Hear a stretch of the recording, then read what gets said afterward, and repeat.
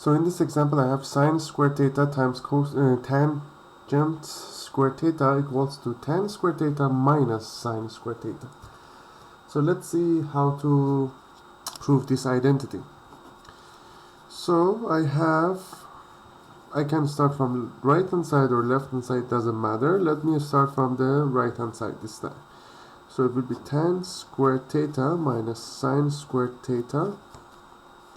So it will be sine squared theta divided by cosine squared theta minus sine squared theta.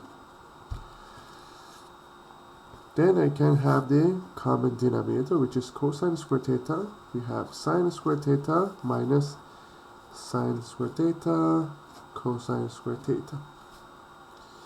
Then I factored sine squared theta. It will be 1 minus cosine squared theta divided by cosine squared theta. Then I will write sine squared theta. 1 minus cosine squared theta is sine squared theta divided by cosine squared theta.